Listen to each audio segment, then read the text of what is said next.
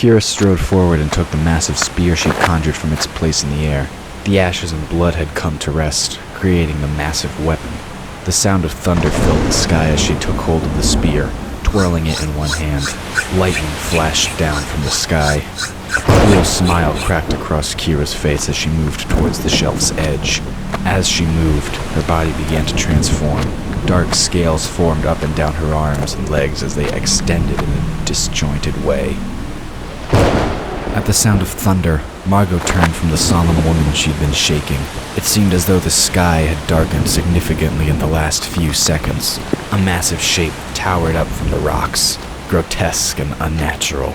The elongated limbs were something out of a nightmare.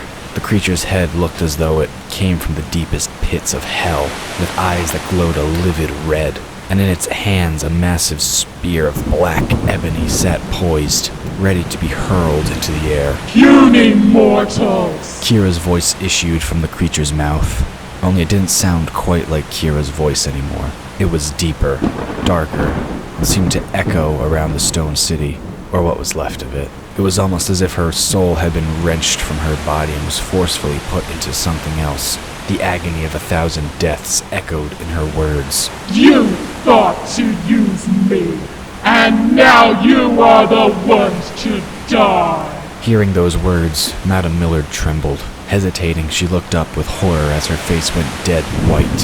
Her knees gave out from under her as she went down. Deceiver, she whispered through a voice suddenly much older. Laughter filled the air as Kira tilted her head back. More lightning flickered across the sky. Who was deceiving whom? I have always been what I am. But you are too stupid to understand or realize what you were dealing with. And for your ignorance, you will die, along with the Keda. Once I have consumed your soul, I will destroy the dragons and balance will be restored. Margo shielded her eyes, her own knees feeling weak. She turned towards the pathetic woman who shared blood with her. How could you not have known, you idiot? Do you know what that is? The Master Mage trembled with fear. It's... She stuttered, trying to utter the words. Her blood ran cold at the thought, but she finally got it out. A revenant.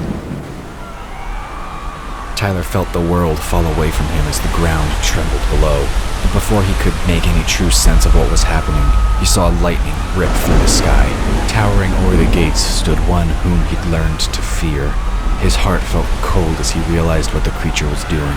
It was the darkest of magic, beyond the capacity of a mortal mage.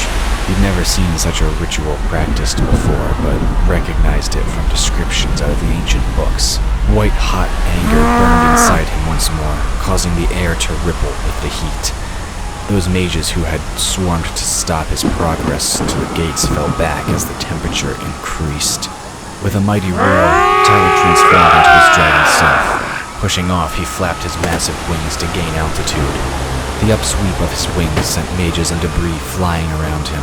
They meant to harm Anwen and her mother. He would not let them. Enhard, Keda. The words seemed to echo in Anwen's head as she cowered.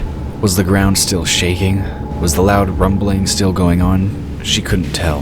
Her entire body felt numb. Enhard, Keda. The words came again and she stood, eyes now open. Her knees felt a bit weak as she stared at the massive head in front of her. Pins and needles seemed to race throughout her body. It felt as though the circulation had been lost, then restored. The white dragon looked grim as his multifaceted eyes stared into hers. We do not have time for you to cower, fair little dragon, he admonished. There are others who are in danger. Climb onto my back, and we will be off. It is time to go into battle. Looking around her, Anwen realized the whole room was filled with dragons. They were all brushing off dust or preparing to fly. She turned back to the Nurrim as he moved so she could mount his long neck. Hurry, little dragon. She quickly pulled the chain back around her neck, letting the key fall against her chest. We do not have time if we are to save the lives of those you love, Kern urged. Setting her misgivings aside, Anwen stepped up and swung her legs over the first ridge. Trying to settle herself more securely, she almost fell as Kern pushed off from the ground. Rising majestically, he circled the pulsing crystal mass in the center of the chamber. and then he plummeted towards what looked like a small opening at the far end of the cavern. Anwen couldn't help but scream as the air rushed past her. She'd never traveled so fast in her entire life. It was hard to not think they were going to crash, becoming a greasy spot on the stone walls, but Kern dropped through a large archway that more than accommodated his wingspan. Flying past various openings, they sped towards the entrance. Anwen didn't dare look, ducking her head against the large spines as she held on for dear life. Would they make it in time? She wanted to be sick. Down in the main courtyard, Walter made his way to Courtney's position. He couldn't tell just how badly she'd been injured, but knew she'd be out of the game. It was difficult to reach her as he tried to dodge not only the mages, but now dragon fire as well. He was running out of ammunition, and still the mages came. Vaulting over some tumbled stone, he managed to pull the young mage towards a crag of rock. Courtney hissed as her arm and shoulder were jogged, but she didn't complain. Give me a sling. She gasped. I can still fight. Walter examined her arm and shoulder, shaking his head. It's no good. I think you've broken more than a few bones. Probably tore some muscle in there too. Unless you know how to fix that kind of damage, you're probably not going to do much else. Courtney tried to shake her head, but stopped as the pain threatened to make her vomit. What about Anwen? And Tyler? Walter did what he could to try and set her arm, wishing he'd brought some kind of painkillers with him. I saw Tyler transform and fly off towards the gates. Seems there's something major going on over there. He looked behind him to see a few mages headed their way. He pulled out his slingshot and fired off the last of his marble projectiles. Listen, we need to retreat. He insisted. Let the others handle things from here. The ground shook underneath them, sending boulders cascading down from the cliffs above. Walter pulled Courtney aside in time to avoid having her legs crushed under a tumbling stone. Screams ensued from the main square. The rocks continued to plow downward into the courtyard. They smashed tents and anything else in their way. Come on, let's go! Walter yelled over the din. He hoisted Courtney up to her feet, pulling her good arm around his broad shoulders. If we can reach that secret path the others use, we might be able to make it out of this alive. Helping as much as she could, Courtney pushed along. She called out warnings as more stones fell around them. There seemed to be something wrong with the other mages.